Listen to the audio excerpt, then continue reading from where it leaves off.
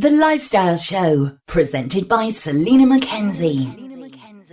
Now, the book Be Patient is a warm, darkly comic account of our first guest's desperate search for a diagnosis against the backdrop of a hilariously funny, heartfelt and at times shocking insight into patient life. She joins us now. Welcome to the show, Tilly Rose.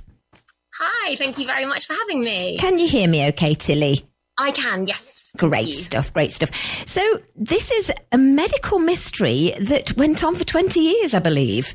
It is a medical mystery that sadly has been my real life. Yes. And the book is kind of covering the whole patient experience and what it means to be a patient in our healthcare system.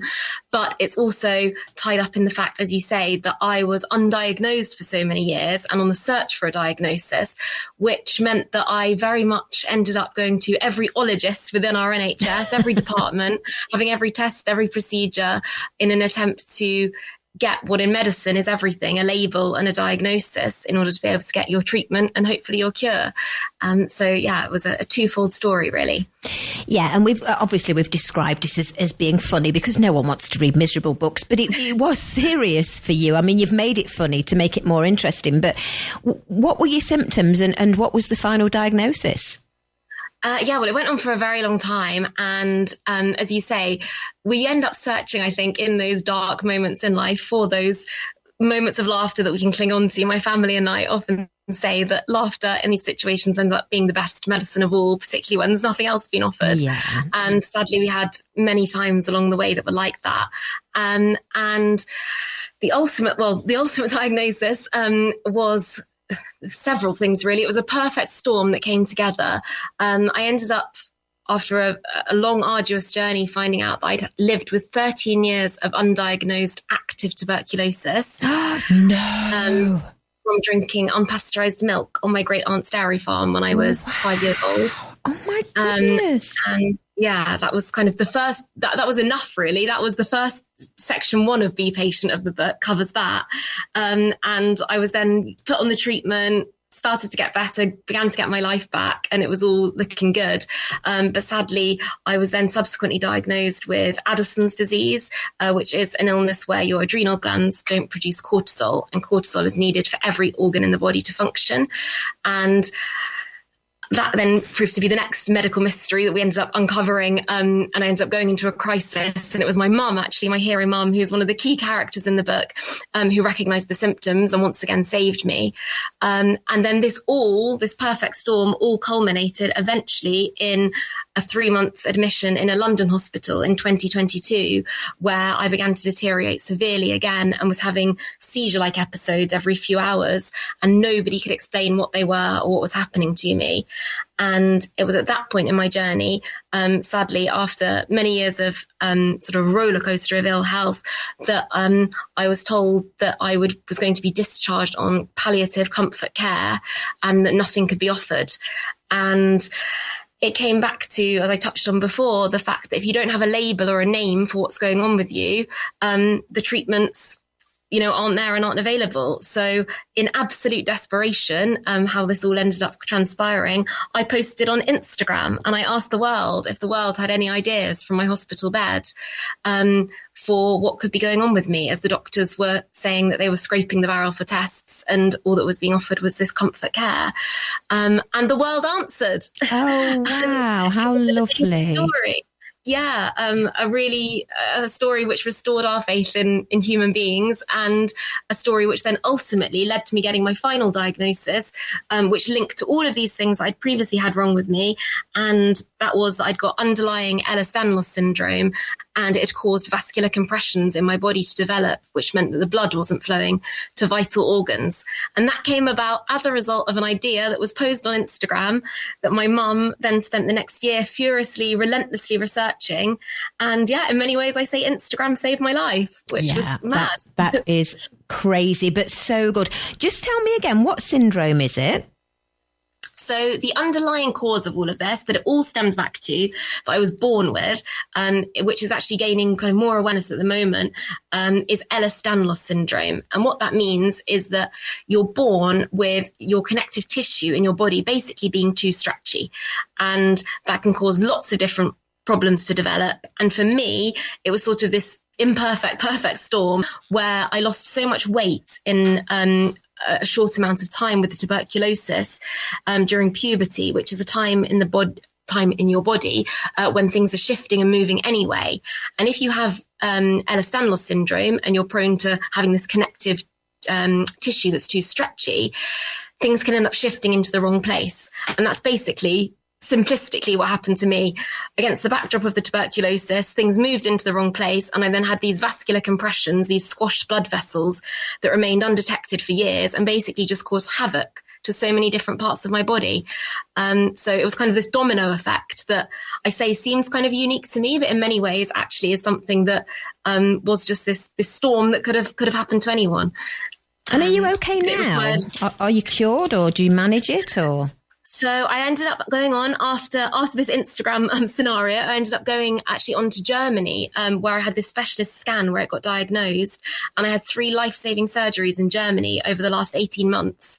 And I've recently returned to England with just the kind of final bits of like getting me back on my feet. But the fundamental causes are all fixed, and the compressions are fixed. So after being told that life was kind of over, I went over to Germany, and my life was saved by these surgeries, which is incredible. That is incredible, and a lovely story.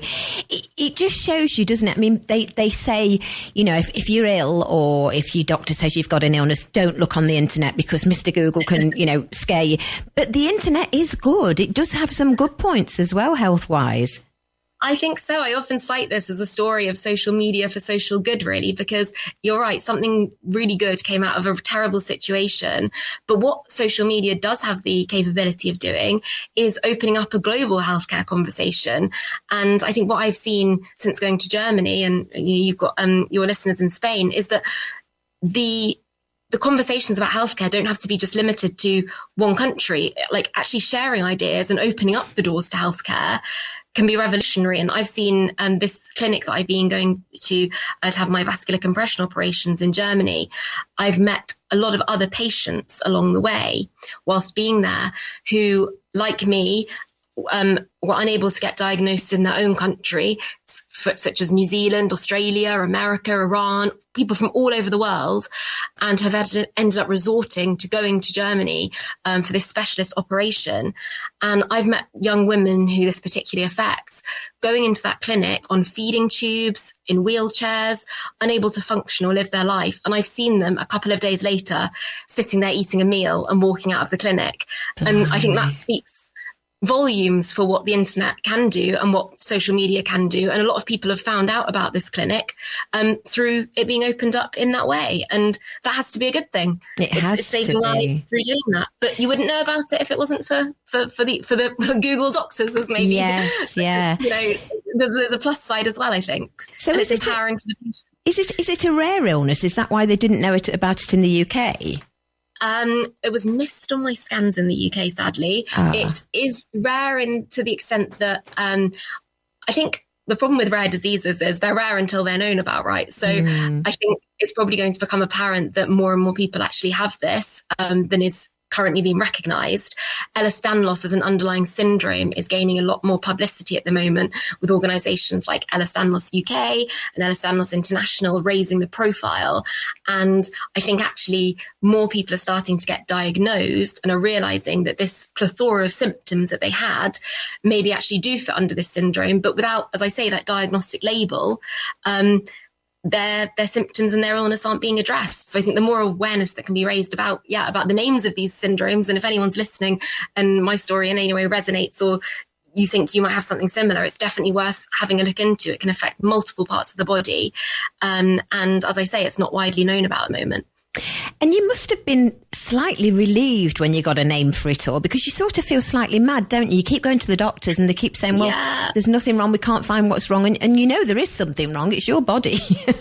You're completely right. Yeah. And sadly, I mean, I was ending up in emergency situations, in ambulances and critical care again and again in a very kind of serious way. So you sort of get stuck in this position where, as you say, you're ill. So you want someone to be able to give it a name, because then you've actually got a chance of getting better. Whereas knowing you're ill and the test just coming back normal and nobody being able to pinpoint it actually doesn't really help you. So you're right. When I actually got my vascular compression diagnosis and I had my scan, and the professor who was doing the scan, he said, I found it. I found the thing that explained your symptoms. I let out a scream. And it was a scream of like a mix of joy, relief and fear, I guess, all bundled into one, because it sounds mad to think it's not that you want to have the illness, but by knowing you've got it, you can then suddenly have a plan to move forward. And I think having a plan in that respect is everything. For sure, yeah. So this is your story, but it says here that it's complete with survival tips, which I think will hopefully help other people. Can you give us an example of a survival tip? It is, yeah. So at the end of each chapter, I have a list of patient survival tips, everything from sort of write lists before appointments to, keep your ideas all concise and use that short appointment that you have to the maximum, to then kind of more lighthearted ones, like if you're a hospital patient, turn off your loudspeaker when you're on the ward, because nobody wants to hear your whole conversation that you're having with your friend at 5 a.m. So there's kind of a mixture of practical, emotional and kind of lighthearted, funny ones. And yeah, I don't know, maybe some of your readers will have read Adam Kay's This Is Going to Hurt. Oh, yes. We've interviewed him. Yeah. Okay. Yeah. And he obviously wrote it from a doctor's perspective. And I read Adam Kay's This Is Going to Hurt. And after 20 years as a patient, thought there's definitely a reply to this. There has to be a reply from the other side of the hospital curtain. And that is what Be Patient is. It's a response, really. And it's a response that's saying it actually did hurt. It hurt a lot. But at the same time, what kind of being a patient gives you is this bizarre insight into human beings in this sort of way that you would never normally experience. You're living with them, you're sleeping with them. I call it the sleepover from hell, because when else in life would you be forced to stay overnight with a bunch of total strangers, while sadly being at kind of your most vulnerable position in your life? It's a truly unique situation that often feels a bit like a social experiment as much as it feels being ill. Yeah, I'm sure. And the title, Be Patient, I mean, you had to be patient as a patient for about 20 years. Yes, I say that. I really became qualified at two things, being a patient and being very, very patient. Well, it proves the kindness of strangers, and it proves that Instagram has worked. And I'm so glad that you're okay now. The book for our listeners is Be Patient, Life, Loss and Laughter from Behind the Hospital Curtain. And it's by Tilly Rose, who we're chatting to now. You better give us your Instagram name then. Yes, my Instagram name is that Tilly Rose.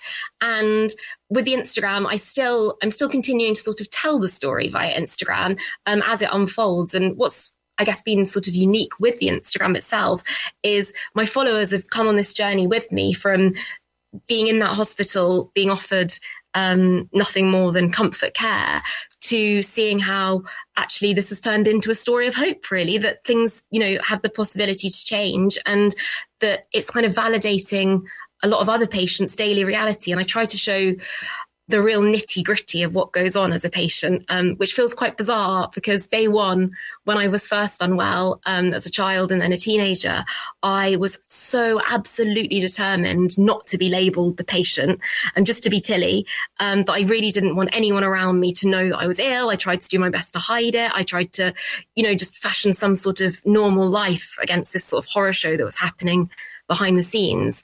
But with opening up on Instagram, I've really seen that by kind of letting people in, I'm certainly not alone when it comes to this experience of patient life. And it's really made me see that though my situation might seem unique or extreme, actually every single one of us will be a patient at some point in our lives. It's something that none of us can escape. And therefore, I feel something that we should all really be invested in patient care as a topic, because whether it's for us or for our loved ones, we are all at some point in our lives going to be touched by it. Yeah. And nothing perhaps screams that more than whenever you kind of mention that you've written a book about being a patient, or you mentioned being in hospital. Everyone has a story. Like everyone you come across will have a story, whether it be the one time they went to the GP or, the overnight stay that they had in hospital. That experience seems to stay with people. And yeah, everyone has a tale to tell. Well, you're a true inspiration. I wish you lots of luck with the book. And thank you for joining us, Tilly. Thank you very much. Thank you for having me. You're welcome. Bye for now. Bye.